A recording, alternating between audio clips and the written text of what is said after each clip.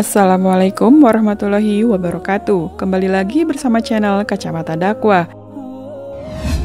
Kisah Rasulullah Shallallahu Alaihi Wasallam pada 10 malam terakhir Ramadan.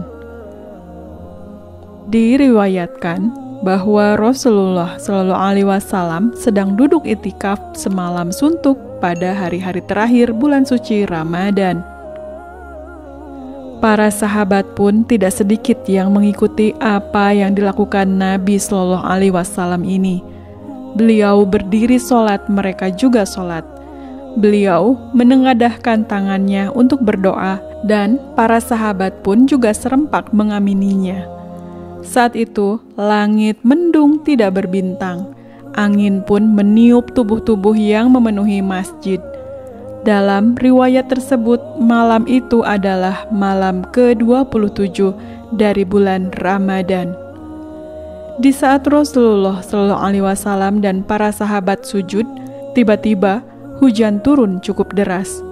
Masjid yang tidak beratap itu menjadi tergenang air hujan. Salah seorang sahabat ada yang ingin membatalkan sholatnya.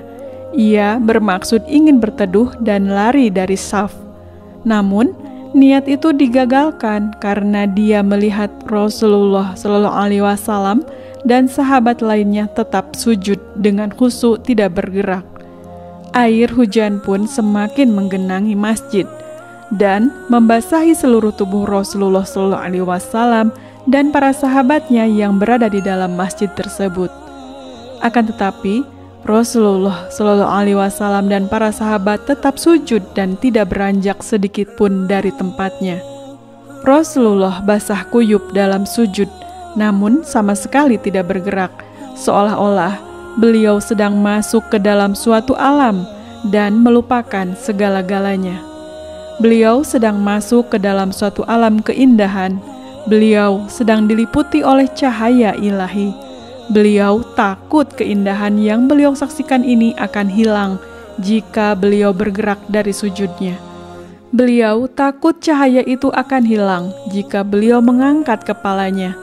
Beliau terpaku lama sekali di dalam sujudnya. Beberapa sahabat ada yang tidak kuat menggigil kedinginan. Ketika Rasulullah Shallallahu Alaihi Wasallam mengangkat kepala dan mengakhiri sholawatnya, hujan pun berhenti seketika.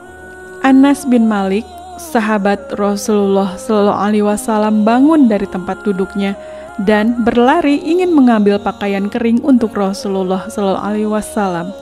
Namun beliau pun mencegahnya dan berkata, "Wahai Anas bin Malik, janganlah engkau mengambilkan sesuatu untukku. Biarlah kita sama-sama basah. Nanti juga pakaian kita akan kering dengan sendirinya." Anas pun duduk kembali dan mendengarkan dengan seksama cerita Rasulullah Shallallahu Alaihi Wasallam mengapa begitu lama bersujud. Masya Allah, ternyata ketika tadi hujan mulai turun, di saat itu pula malaikat di bawah pimpinan Jibril turun dalam keindahan dan bentuk aslinya. Mereka berbaris rapi dengan suara gemuruh tasbih dan tahmid, mereka bergema di langit dan di bumi, serta alam semesta itu dipenuhi dengan cahaya ilahi. Inilah yang membuat Rasulullah Shallallahu Alaihi Wasallam terpaku menyaksikan keindahan dan cahaya yang sama sekali tidak pernah dilihat oleh mata. Gema tasbih dan tahmid malaikat yang tak pernah didengar oleh telinga dan suasana yang tidak pernah bisa dibayangkan oleh pikiran manusia. Itulah Lailatul Qadar. Apakah Lailatul Qadar? Lailatul Qadar yang sesaat itu lebih baik daripada 1000 bulan. Di malam itu, para malaikat di bawah pimpinan Jibril turun atas izin Allah Subhanahu wa Ta'ala. Mereka menebarkan kedamaian, keselamatan, kesejahteraan, dan mengatur segala urusan. Mereka menyampaikan salam sampai terbitnya fajar ke seluruh semesta alam. Saat mencapai puncak terakhir dari bulan Ramadan, kita mendapatkan pembebasan dari api neraka. Pada malam-malam terakhir, para malaikat turun dari langit untuk menaburkan kasih sayang Allah Subhanahu wa Ta'ala kepada para hambanya dan menyampaikan salam kepada kaum beriman hingga terbitnya fajar.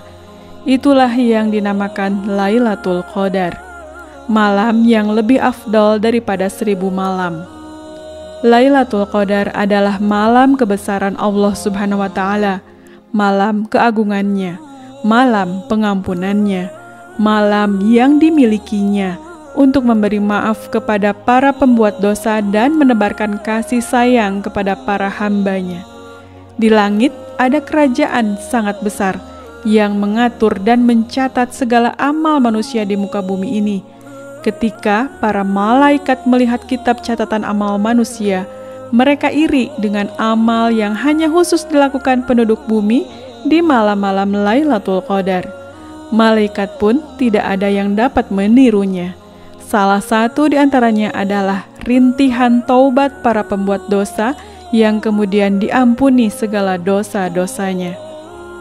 Allah Subhanahu wa Ta'ala berfirman dalam hadis qudsi, "Aku lebih suka mendengarkan rintihan para pembuat dosa ketimbang gemuruh suara tasbih, karena gemuruh suara tasbih hanya menyentuh kebesaranku, sedangkan rintihan para pembuat dosa menyentuh kasih sayangku." Demikianlah kisah Rasulullah Shallallahu Alaihi Wasallam pada 10 malam terakhir Ramadan. Wallahu a'lam bishawab. Semoga bermanfaat. Wassalamualaikum warahmatullahi wabarakatuh.